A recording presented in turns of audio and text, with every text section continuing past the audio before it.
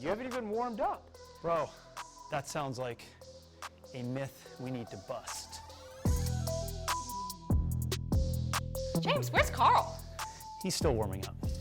That Carl and his warm-ups. There he is. Hey, Carl. Hey, how's it going, guys? What Feel took you warm? so long? Feel warm, ready to go? You know, just activating. Activating what?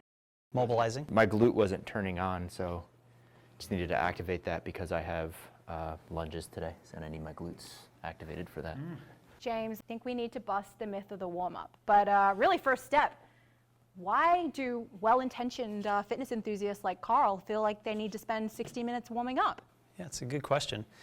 I'm not sure. Why do you need to warm up, Carl? No. I think people have been told they're supposed to. Who told them that?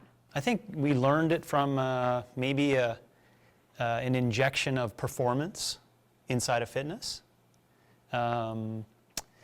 It could be that people actually can't express what they want to express when they come in. Like they actually can't just do it. So in order for them to get ready to do it, they need to get the arousal or whatever's necessary in order to. So we got to ask, like, well, where did that come from? And I think it's largely an injection of them being told they need to do it. It's probably something that was embedded based upon a performance, paradigm that kind of seeped into fitness expression. So, I mean, Carl, in all seriousness, I've seen you work out, and you're pretty much like in and out, right? You're not spending 60 minutes warming up. Why?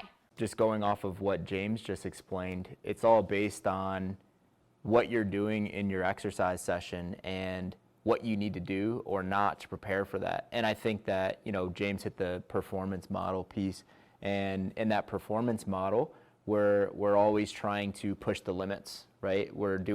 Sometimes we're doing things that we shouldn't be doing and that we're not actually capable of, but we have to do it because we're competing in a sport, or we have this thing on Saturday that we have to get ready for, and we're just pushing those limits to do it. So, when we see, like, I know we joke around about, warm-ups and activating this and that, but that's real life.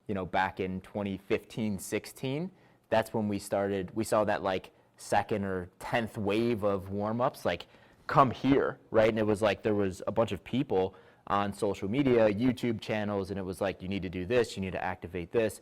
You're going to be less optimal if your esophagus isn't activated before you go into an overhead position. So, people are hearing that, and they're like, oh my gosh, so does that mean that if I go into the gym, I'm not going to see great results? Whatever the hell that means for that person if I'm not ready and prepared to do that thing.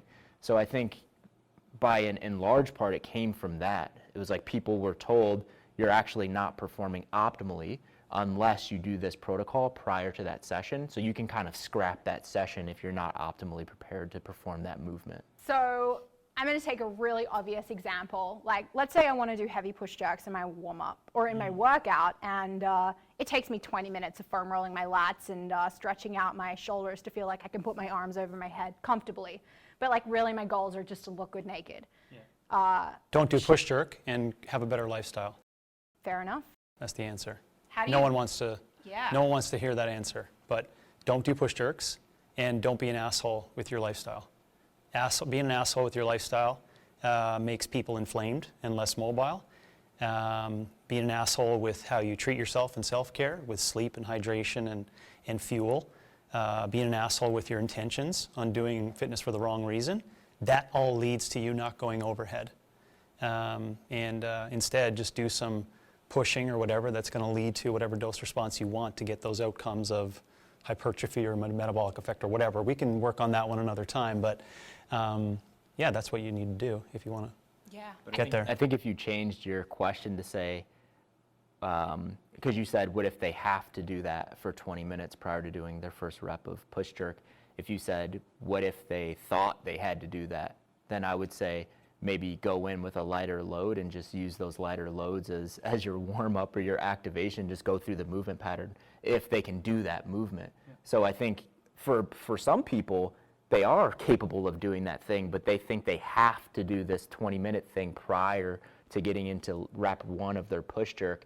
And even in rep one of their push jerk, they're still feeling like, oh, this feels off or that feels off. So maybe a better strategy for those people that are capable, wake up, go to the gym or go outside, hit some push jerks. If something's feeling a little off or sticky, maybe take that 2 or 3 minute break that you have in your rest period and maybe like do something with that lat and then get back at it and see if that helped and just continue your session instead of spending 20 minutes on the front end because you think you have to spend 20 minutes on the front end. I'm not a proponent of the gray area because it lends itself to that weird conversation of, well, what is a warm-up relative to what someone can express? So I think we need to go back to the intentions of physical expression in the confines of health. We're not in a performance conversation here, right? So you should be able to walk into the gym, express yourself physically, learn about those things that lead you to be more resilient when you're outside the gym, right? So just think about that. If you're coming in and you need to ramp yourself up, whatever way you call it, to overexpress, what are you learning? You're learning how to adapt to a survival situation. That's not embedded behaviors that's going to allow you to be resilient forever. Do you see that? So every day, what are you going to do to make that better over time? Longer warm-ups, more pre-workout. It just goes like this, right? Maybe someone never told you, like I will, that I don't determine your value based upon you doing overhead squats. I mean, it's like, well, that's not fitness. The performance arena, which we can jam on, I think it's different because, you know, in health and fitness, you know, someone's capabilities here, this is what they should need to be doing, right, in their workout. Or it's actually like this. It's like right on top of their capabilities, right? In performance, you need to do this every workout. That's the difference. You need to stretch beyond your physical and emotional capabilities every time. And that does require something on this end to kind of ramp that system up because you need to get prepared for that because the performance endeavor is going to be that survival strategy, you see? So you want to learn about the survival strategy to get good at survival strategy. But living, come in, do your shit, get out, and walk out. Because then that's indicative of it being sustainable and consistent for your lifestyle. I mean, a large number of the clients that the coaches watching this are working with are focused on health and longevity. That is most people. And busting this myth, like we can have this conversation right here, but ultimately it's the coaches that are out in the trenches working with their clients that are going to be responsible for busting the myth that you have to spend 30 minutes warming up. Yeah. How do you go about that in practice? How do you bust that myth as a coach? Yeah, so first I want to say that they say that they're doing that for general health. But I'm not picking on a whole bunch of coaches, but your intentions are malaligned. So that means you're either part of a system that's supporting the 60-minute class and then working backwards to like fit shit in, and you're doing what the market's telling you want to do in your exercise, right? And I know I'm speaking to a number of coaches when I say that. I'm not just pulling that out of my ass. It's the questions that I get back all the time, right? So just recognize that. And then secondly, you have to have dialogue. You gotta talk to people around what their intentions are. You cannot remedy this through trickery or like substitution behavior things. You can't just like embed that. Oh, we'll trick them by, get them to work out right away and they don't even know they're warming. You know what I'm saying? No, it has to be, why are you here? Why are you doing this? And then can you maintain this consistently, like we say, for 15,000 sessions? And we use that number, so then clients go, Jesus, that's a lot of sessions. Like, yeah, we probably need to be able to make this a ritual, So that's what I would say to those coaches is dialogue. You got to have conversations about intentions. Anything you'd add there, Carl? No, I'd leave it at it. It has to be as simple as a conversation or complex as a conversation. People come in, people that come in to get coached by coaches listening, they maybe have their own biases as to how a training session should be organized, but we have to use it as a teaching opportunity and say, hey, that's not the way that it has to be because of reasons A, B, and C, and A, B, and C being what James just kind of walked through, but having that dialogue, talking them through that, and if you get feedback from your clients and they're like, I can't do A unless I warm up, as a coach, just take A out and substitute it for something else where they can walk in and do that thing without warming up.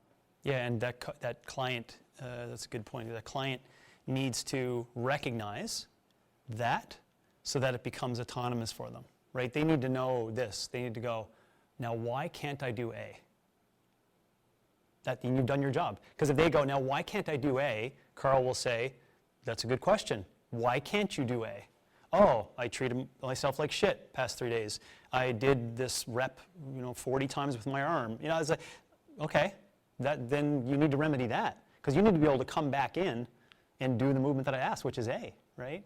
So Carl doesn't just say, oh, don't worry, we'll scale this and provide a different option for A. You need to ask the question, like, what got me to not being able to do A? Oof. So guys, what we're saying is if you're working with clients who are focused on health and longevity and they're properly aligned with that, you're having conversations with them to make sure they're connected to that, and ultimately the program design you're giving them is appropriate for their capabilities. Fuck warm-ups. Warm-ups are stupid. That's what we're saying. Yeah. No, honestly, it's stupid. It's an injected value from performance. If you believe in it, you're bleeding out that you believe in the performance paradigm inside of general health and fitness. And all of your shit that comes up in your head in terms of like, they're going to get hurt, that's all false. It's an entire false story, right? What you should be doing is writing better programs. Write programs based upon what the person can do. When the client realizes that's what they're supposed to be expressing, that now gets them bought into fixing their shit in their lifestyle so they can come in and express something better, not changing up the activation and whatever strategies to make them think that they're actually expressing during the session. So guys, get out there, talk with your clients, and start writing better programs so they don't have to spend 30 minutes warming up.